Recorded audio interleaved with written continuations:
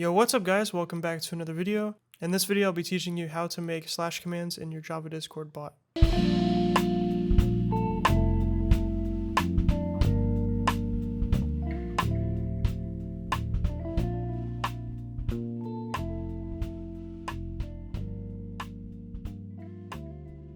Alright guys, welcome back. So the last video you may have seen, I showed you guys how to listen for events, so event listening with Java Discord API and your Java bots. And then recently I asked you guys what you want to see, and the people have spoken, so you guys want to see a video on slash commands, and that's exactly what I'm going to be showing you today. So so what is a slash command? Okay, so a slash command is something sort of new to Discord, but not that new now. So let's just go to here. And a slash command is if you do slash, you get all these commands here that are essentially built into Discord. Some of them are from Discord itself, so they're built into Discord, but some of them are customized. So you can make your own custom slash commands that are associated with your Discord bot. So yeah, we have a bunch of commands on the Cortex server currently. So get in that survey if you're not in there already, by the way. And so here's an example. So if I want to do slash joke, it'll grab a joke from the internet, and then it'll say Chuck Norris was asked what he thought of Justin Bieber. Chuck said that he thinks Bieber is a waste of good toilet paper. So that's interesting. So yeah, I'll be showing you how to make simple stuff like that, and then I'll show you how to get, a little more complex. And then in the next video, probably I'll show you how to do something like subcommands or something like that. So we'll see, but hopefully you're excited for this. Let's get started here. So I've got the project created here with the basic bot setup here. So it'll create the bot and start it and all that stuff. But now let's make it so that we can have commands as well. So commands are very similar to what we learned last episode, which is events. Now to handle the slash command or any slash command associated with your bot, you're going to need a event handler for that slash command. So what we're going to do is go up to our project structure here and make a new package called commands. And inside of this package, we're just going to make a new Java class called bot commands. And you have to decide for yourself if you want each command in your bot to have a separate class, or if you want to have them, multiple commands in one class. It's really up to you, I think. It's really up to you. But I think realistically, I like to separate them into different classes just so there's some structure and you know where everything is. It's all modular and all in its own little compartment. But for just the sake of this, this tutorial, I'll be showing all of the commands today in the same class, public class bot commands. So to make this class able to handle the slash commands for our bot, we have to do the same thing we did last time, which is extends, listener, adapter. Now, sometimes when you try, finding an event to listen for, you type it out and then the suggestions come up. And sometimes when you keep typing, it'll start to go away for some reason, and it's really annoying. So another way you can see all of the methods that you can override is if you go to code and then override methods, and here's all the different methods and all the different event listeners that you can work with here. So we want the one specifically on slash command interaction. Simple enough, right? So click OK. And then now we can handle a slash command that has occurred. And so anytime a slash command happens and we know that slash command is associated with our bot, it'll be sent to this event listener. And then what we want to do is we can do event.get, and we have all this information here. As you can see in the name, a slash command is something called an interaction, and there's different types of interactions when it comes to Discord. That includes button clicks, like other types of things like that we'll learn about, but primarily it's button clicks and slash commands at the moment. But again, there are other things that we'll look at, okay? But anyway, so you can play around with this stuff if you want. So the interaction is like the core component of this. This is where you get all the information with the interaction and also how you interact with the interaction. So you'll see what I mean in a second. That's kind of vague, right? But the first thing you want to do is actually get the command itself. So you want to know what they typed, because any command that happens, any slash command that happens will come to this class here, right? Or this method here. So you want to figure out which one was actually ran or run. I don't know what the word is. So we can do event.getName, and this simply gives you the command that was run. So if we did slash joke, this would return joke, okay? So we're just going to have a simple if statement that says if event.getName.equals, and then we'll say fart. Then we can run the code for a fart. So otherwise, then do nothing, because we don't have a command for that, okay? So there's nothing to handle in that case. So when a command interaction has begun, usually if you're familiar with commands already, when you do a command, you can see that it'll start thinking, right? It says sending command, right? Right there, you saw that? It's really quick. Let me try again. You see the bot for a split second says sending command, as if the bot is thinking, right? So what the bot is doing is essentially waiting for you to handle this event, to listen for the event and handle when it happens, and then it wants you to reply to the interaction. So we can do event dot reply, and then you just reply with a message. So we can say, you just farted. And then don't forget to queue it, just like a regular message that we learned about. So this will basically tell Discord that you have received the slash command, and then you're completing the interaction by replying to it. And then the user will see this message here, all right? So now to make this actually work, we need to first register this bot commands listener here, just like any old listener that we learned about. And then we actually need to set up the command. So we can listen for the command, but that doesn't mean it's actually set up and added.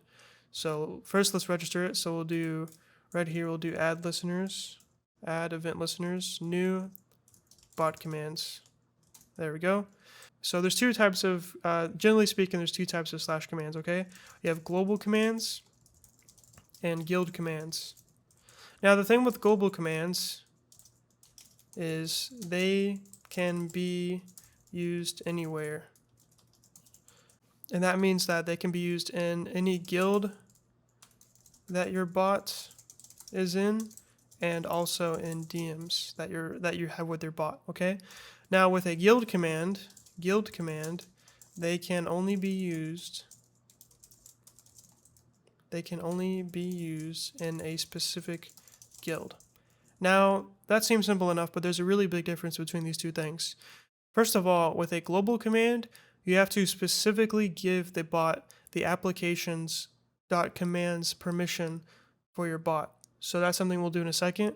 And also, whenever you make global commands, it actually takes up to an hour to register the command, so that you basically cannot even use it for a little bit after you create it. So it's really hard, especially for development purposes, when you create a new command and you want to, iterate through its development and test it out really quickly. It's hard because your commands don't pop up right away. It's really annoying. You'll see that in a second. But with a guild command, you can get the guild instantly, and then you can add it to the guild directly, and then you can immediately test out the command. So I guess in a real world, development environment, you may want to start with guild commands, and then when you want to, make it publicly available to any of your bot servers or in any place that your bot is used, then you can make it a global command, okay? Hopefully that makes sense. So like I said 2 seconds ago, when you have global commands, they need to have the applications.commands permission on Discord. So I removed the bot from the test server. So what I'm going to do is re-add it with that permission just to make sure that everything will work. Okay. So I'm going to go back to the developer portal now. So we're back here. Let's go to OAuth 2. Then let's go to bots. Then let's go to URL generator. And then we just want to select applications.commands. That's what I was talking about. And then bots, because it's a bot. And then what bot permissions do we want to give? I don't really care, so I'm just do administrator, so it has all those permissions. And then click copy, and then go up here and paste it. And then now add it to your server.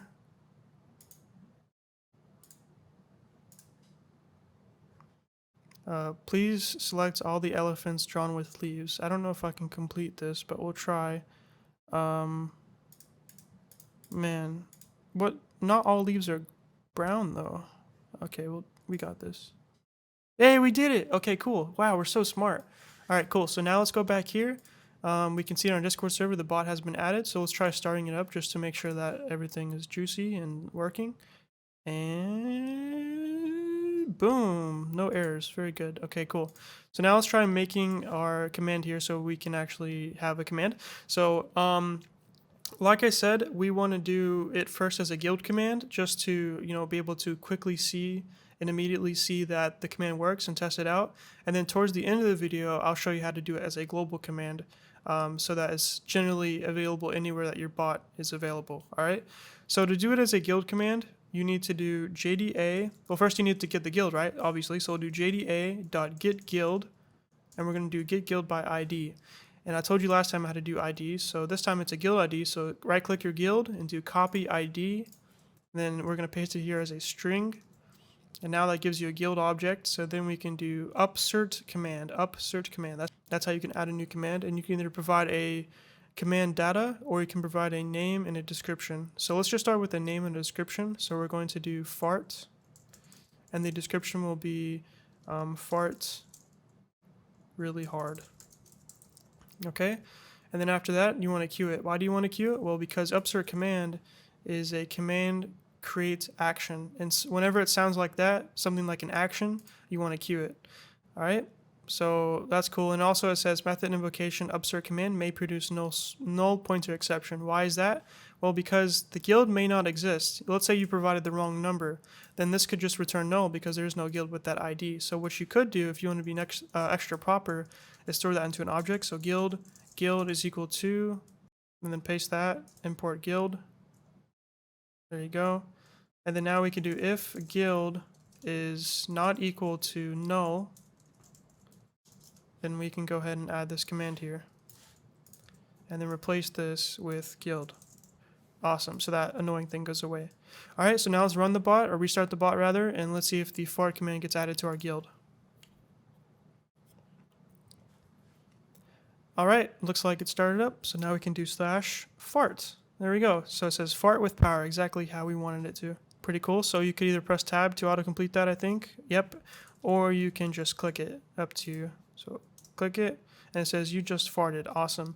And by the way, you may see other commands like food. That's just because I was doing some testing beforehand, and those will stay there for a bit unless you remove them. So just ignore that, okay?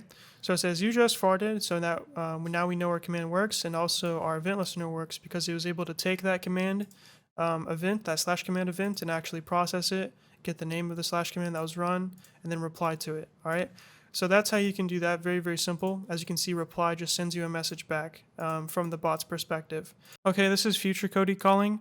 So sometimes when you want to register a guild command, you need the guild itself, right?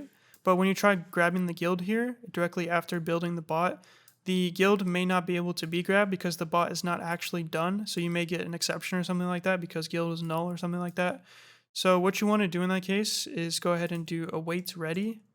And then now it won't continue to grab the guild and do all this stuff until the bot has done being fully started up and all that stuff. So that's a very important thing to add. I had an issue where I was trying to register my guild commands and then it wouldn't register because the bot wasn't ready essentially. So in this case, I was able to continue with this tutorial without having to add this here, but in certain circumstances, it will not work. So you want to add that just to be safe no matter what.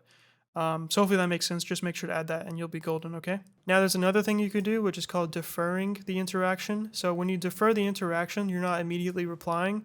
You're telling, essentially you're telling Discord that you have received the /command and then you're processing it and you will reply momentarily when you're ready.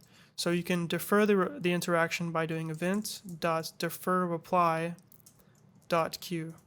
And again, that will tell Discord that the /command has been received by you, so everything's working smoothly. And then now that you deferred it, you've technically already replied in a way, so you can't call reply. You have to call getHook.sendMessage. So very similar to what we did already in the last episode where we learned how to send messages, except that we're doing it via the hook, the interaction, okay? And then don't forget to queue it. So let's see what happens when we do this. Let's see if there's any difference. There we go. So let's go back. Now we'll do /fart again. So it says you just farted, and if you looked very, very closely, you would have saw for a second it said the bot was thinking, okay? And you may have seen this with a bot before. So let's just get rid of this. So let's see what happens when we defer the reply, and then we don't actually reply to it ever. So let's see what it does. Okay, so /fart. Says Cody test is thinking. So your bot is just going to be thinking forever because Discord will show that message just so that you know as the user who ran the command that the bot is doing something and it should respond momentarily. But we're not actually ever responding, so it'll just keep saying that message, all right? So we want to make sure that no matter what, whenever we handle a /command event, we actually reply to the hook so that the user's not left hanging, right? So yeah, that's what you could do, event.getHook.sendMessage, and then pass the message in and then queue it. Pretty simple, right? And there's another thing you can do I want to show you. It's called ephemeral messages. I think I'm saying that correctly, ephemeral messages. And I think an ephemeral in real life is like a ghost or something like that, like an ephemeral being is like a ghost. But what you could do is when you do .sendMessage, you could also do .ephemeral, set ephemeral rather, and you can pass in true or false. And when you do true, that's going to make it so that only you see the bot message and the response of the command being run. All right, so let's restart this and I'll show you what I mean. Okay, so now we'll do /fart. And now it says, you just farted, but only I can see this, all right? And by the way, the reason you may want to use ephemeral messages in the first place is because if you want to have people able to execute commands publicly in any channel in your Discord server, it may become sort of spam if every time someone runs a command, it clogs up the channels of your Discord server. So to avoid that annoyance of viewing the response and the running of every command that your users execute, then you can make them ephemeral so they're sort of hidden, only they can see it. Hopefully that makes sense. But yeah, that's a reason you may want to do that, just to hide the command from other people on the server. All right, so now let's keep testing out our skills here, and let's make another command that we can play with. And this time, this command is going to make it so that you can actually have arguments to your command, so you can provide input to your command rather than just running a command without any input data. So we'll just add another branch onto this, so else if, and so events.getName.equals food. That's going to be our next command's name, so when someone does /food. And as you can see, this is how you would add multiple commands if you just want to have it all in one class. You just keep adding, conditions to check to see the name of the command that was run. All right. So we want this command to work by just repeating back to the user their favorite food. So let's just make this hard coded at first. So we'll say string favorite food is equal to taco. Tacos. How about that? And then we're going to do event.reply your favorite food is favorite food, and then make sure you queue that. Almost forgot. Now let's go back here and let's add that command. So we're just going to add it by doing guild.upsert command food, name your favorite food, and then queue that. Okay, so that should be it. Now let's reload this here and see if we have the food command added. It says your favorite food is tacos. Awesome, that's exactly what we wanted. Now let's make it so that we can provide a food that actually goes into the / command when we run it, and then it'll tell us what it is in place of this variable here, okay? Now to do that, you're going to pass it in as what's called a option, or it's just another name for argument, I guess you could call it as well. So to add options to your commands, you have to do it here. So let's just make some space and we'll do dot, and then you can do add option or options. So we're just going to do add option.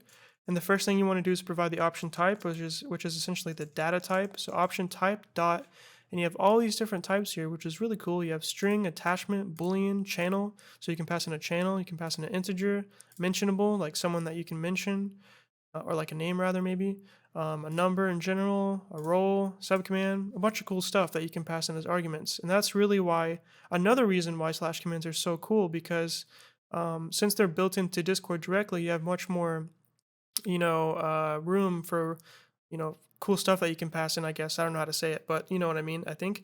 But in the past, when we didn't have / commands, you had to do all this processing manually. You couldn't directly just tell it exactly what to grab from the input, okay? And it'll parse the input for you, which is really cool too. So you can tell Discord to provide that you want to provide a number, and it'll force you to provide a number when someone runs the command, okay? So let's just go ahead and test this out by asking for a string, because we want them to name their favorite food, right? So string, and then now the food name, or the option name. So we'll just call it food name. And then now the description, so the name of your favorite food. And then now, is it required? Yes. So if it's required, this means that they cannot run the / command if they don't provide this option here. Otherwise, they can run it no matter what. All right, and then finally, we can do autocomplete, but I'm not going to worry about that. And so adding that will allow you to accept a new option called food name on your food command. Now inside of our / command event listener, we want to figure out how to grab that option from Discord when it's handled, right? So we're going to do event dot, and as you can see here, there's various means for grabbing an option, but the most simple way is going to be to get it by its name. So get option, and then pass in the name. Oops. So the name will be food name as we named it right here, right? So that will return a option mapping, okay? So option mapping, so we're going to store that into an option mapping variable. Mapping option is equal to that. So we're just storing it. And then option may be null. That's the thing. It may be null, just like the guild may have been null earlier, because potentially there is no option called food name, right? We know there's going to be, so the chances of it ever being null is very unlikely unless we forgot to register it properly. But we just want to be proper and actually check to see if it's not null before we continue. So if we can do if option is equal to null. If it is equal to null, then we want to stop processing this command here. So we want to go ahead and reply so the interaction is complete. So we're going to do event.reply. For some reason, a food name was not provided. All right. Again, this is very unlikely because the whole point of having slash commands and options and stuff like that is that it's automatically going to make you provide a food name before the slash command can even be completed. So there's, again, a highly unlikely chance of this ever happening, but anyway, and then just return from that so it doesn't continue executing the code. So now that we know that the option exists at this point, don't forget to queue this by the way, we can go ahead and actually grab the value from it. So we can do option dot and then get, and then you have all these different types of things here. So we can get it as a string, get it as a name, or just get the name of the option, get it as an attachment, as a boolean, audio channel, double, blah, blah, blah. And since we just want it as a string, we're going to do get as string. And that's the way it was provided as well, remember? So option type dot string, so they pass it in as a string, and then we're going to grab it as a string. That just makes perfect sense. And then now it should say your favorite food is, and then whatever you passed in, okay? So hopefully that all makes sense. It's not that complicated. You just have to grab the option via its name, see if it actually existed, just to make sure, grab it, store it into a variable as whatever data type you need it as, and then reply to the interaction or to the slash command. And we also registered it here specifically when we created the command and registered it with our bot, okay? So let's go ahead and restart here to see what happens. So it doesn't seem to be working for some reason. The argument is not popping up when we do slash food. And I think the reason is because this is 2 words when it probably might need to be 1 word. So let's just go ahead and verify that. So let's restart this and see if it works now. So slash food. And then now we have 2 slash foods. So this is the old one here that I registered at a previous point. So just ignore that one.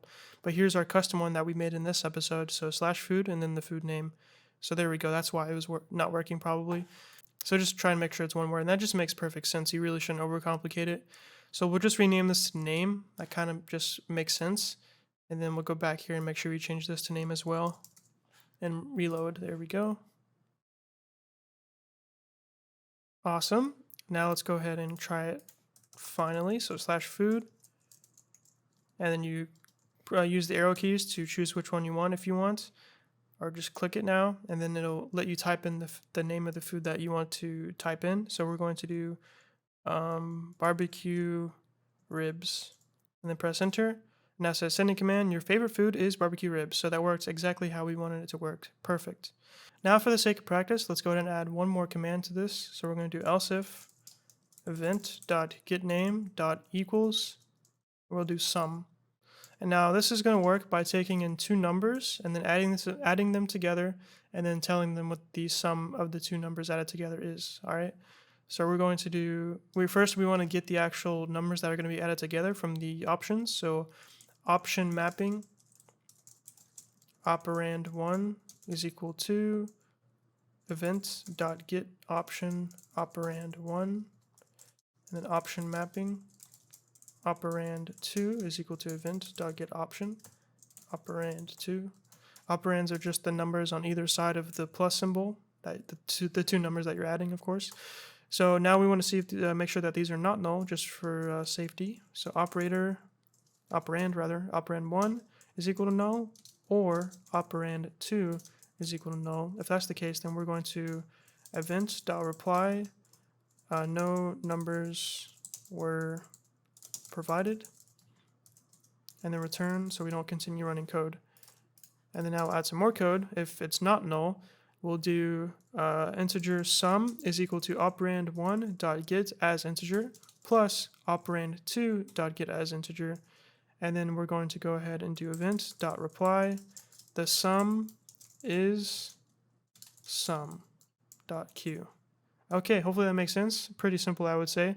Just grabbing the 2 operands, seeing if they actually are there, adding them together, and then replying back what the sum of those 2 operands added together are. All right. Now let's go back here and register it. So we'll do guild.upsert command sum We'll say add two numbers together.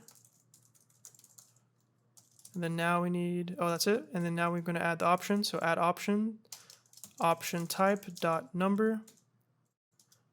We'll do integer rather, integer. So that'd be operand 1 because it has to match, right? So operand 1, the first number is what I'll describe that as, and that's required. And then add option, option type dot integer, operand 2, the second number, and yes, that's also required, or you can't do the there's nothing to calculate, right? And then go ahead and queue that. All right, so that should add the sum command with the two options as well that need to be passed into the command, and then it should handle it in bada bing bada boom. Okay, so let's try this out to see if it actually works. All right, so /sum, and then it says, as you can see here, operand 1 and operand 2, pretty cool, and then the description. Click that. So operand 1 is going to be, we'll do 69, and then operand 2 is going to be 1. That should be 70, and boom, the sum is 70. Perfect. And then let's try negative numbers. So -40 plus 20, -20. Awesome. Now there is a different way to add options to your command, so let me show you how you can do that. So we're going to go ahead and just get rid of these, and then we're going to do add options plural, and then for this one you pass in option data. Okay, so for option data you can do new option data, and then for each option data you're going to do basically the same exact thing. So option type integer, operand 1 rather, description, the first number, and then it's true. Okay, and then now this is asking for as many as you want to provide, right? So if you do control P, it says ... so that's a var args type of parameter, so we can provide more. So new option data for a second one, option type integer, operand 2, the second number, and then true. So there we go. Looks like we forgot something. Oops. Oh, we forgot to fix that. There we go. There we go. So now we have the options added. So that's just another way of doing it. And the benefit of that is that you can call more methods upon your options, and that allows you to do something really cool. If you do dot, you can see that we have add choice. You have set required, set max value, set min value, set autocomplete for autocomplete stuff. We'll take a look at that later. Yeah, so the cool thing is you can basically parse the input even more, right? And do other cool stuff. So let's also, so for this one, let's set the required range. So we can say, let's just say that we want to limit the integers that you provide to a specific range. So we'll do from 1 to the max integer value. So integer dot max value. And that's for really no particular reason, but when you're developing your slash commands, you may come across a reason to limit your input. Let's say you want to stay within an integer range. If you want to store all your data in integers, for example, you may only want to accept a certain range of values for the input. So when you add them together, for example, they stay within the integer range. In this case, we're not doing that because you could still come up with two numbers that add together to something over the range of an integer. But anyway, I just want to show you how you can set something like the required range, which is really cool. So let's do the same thing for this one. And now let's reload so I can show you what happens when we play with this. So go back here, do /sum, press enter. Now if we try doing -10 and then press tab to go to the next one, it turns red. Why is it red? If we press enter, it says input an integer from 1 to 21478483647, and that's just the max integer number. And that's really cool. So it's essentially parsing your input before you even submit the command. So that's just a whole nother level of awesome. So let's just do 1, and then for the second operand, we're going to do another valid number. We'll do 500, and now it works. Perfect. So that's how you can do some cool stuff like that. That's just one of many things you can do, but yeah, pretty cool stuff. I didn't even know that was a thing until recently. So that's the basics of creating commands and, adding options to those commands or arguments, whatever you want to call them, and setting some other data for those commands, slash commands to be specific. And so that's how you can do guild commands. But if you want to do it as a global command, so again, that's a command that's available to wherever your bot is available. So in the DMs, in whatever guilds your bot is in. So instead of doing it on the guild, all you have to do is do it on JDA. That's really the only difference. So do it on JDA directly, okay? And as long as you have that permission I told you about, and as long as you add that, then it'll work perfectly, okay? And again, do not forget, because it's a global command, it'll take up to an hour to register it with Discord, so you may not even see it pop up or even update. Like, for example, if you already had it as a guild command, or you already had it as a global command previously, but you changed some code around or added an option, you may not see that reflected in the Discord server until, like 15 or 20 minutes later. Like, it's really annoying how long it takes. So that's just another reason you may want to do it initially as a guild command, all right? And the final thing I want to tell you about is just one more way that you can create slash commands. So just like there was 2 ways to register your options, there's 2 ways to register your slash commands. They're very, very similar. So first you're going to need a command list update action. We'll call this commands is equal to jda.update commands, and that'll give you that. So this is one of those actions I told you about that you have to queue, right? But before queuing it, we need to actually add some commands to it. So commands dot add commands, that's pretty self-explanatory. And to this, you're going to add command data. And to get command data, you can do commands dot slash and then pass in the command data. So same as we have up here. So we can take this and put it here, right? And then if we want to add options to that, let's just go ahead and do this so we can format it better. So add options to that. There you go. That's how you can add options. Same way as before, all right? So let's just add our other commands though. So we'll do commands dot slash food, announce your fave food. And if we want to add an option, so add option type dot string food, the name of the food you like, true, and blah blah blah. You can figure it out on your own, right? So that's how you can add commands in a different way. That's just another way you can do it. It's really up to you, I think. I don't think there's too much of a difference between these two things here. Maybe there is. If someone knows better, then correct me below, but I'm pretty sure there's no real difference between these two. But with options, there's a difference. You can set the range and other information about the option, okay? Okie dokie, so that's pretty much it for this episode. Now you know how to create slash commands, which is very, very... Okie dokie, so that's pretty much it for this episode. Thanks for watching. Now you know how to create slash commands for your Discord bots in Java, using JDA specifically. Slash commands are a very, very cool thing for adding custom functionality to your bot, and very, very powerful, as you can see. But you may have noticed that I didn't show you absolutely everything and every aspect of slash commands, just because I don't want this video to be too long, and also there's just too much to cover, right? And also, on top of that, I want you to actually figure out stuff on your own. You need to learn how to do stuff on your own if you want to be a developer, so I can't make a video about every single thing. That's just unrealistic. But that's not to say I won't be showing other stuff about slash commands in the future.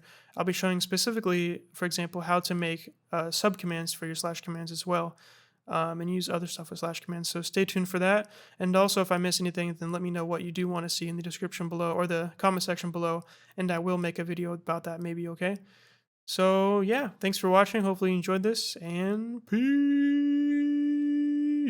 Alright, so that's it for this video. Thanks for watching. In the description below, I'll leave a link to the code for this episode so you can check it out. You can bookmark it, come back to it later. If you forget any concepts or you just want to review the concepts I taught in this video, I'll mark everything up with comments so you can come back and read the code without having to rewatch the video, although your reviews are greatly appreciated. So yeah, I'll leave a link for that in the description below, so make sure to check it out. And another thing is I'll leave a link to our Discord server. It's a big community for programmers, so you can ask for help on your programming projects if you're stuck on something, or maybe you can get some new friends. If you don't have any friends, there's lots of people here. It's growing really fast. You can find lots of people who are passionate about the same things as you. For example, if you like Minecraft Spigot development, you can find lots of people who like that. If you like C++, if you like Java, if you like web development, it's a really, really big programming community, so feel free to join. There's a link for that in the description below. And the last thing I want to tell you is that if you want to support this channel, you can click the join button below this video, and you can join this channel as a member for as low as 99 cents a month, and you can cancel at any time. You get some cool perks like early access to all of my new videos, a cool rank on my Discord server like you see right here on the side, YouTube members, and also you get to see yourself on the screen like you see right now. So if that sounds cool to you, feel free to join. If you don't want to, that's fine. If you can't, that's okay too. I really just appreciate you watching the video anyway. And thank you. Thanks a lot. And that's it. So if you like this video, leave a like. If you want to see more, subscribe. And peace.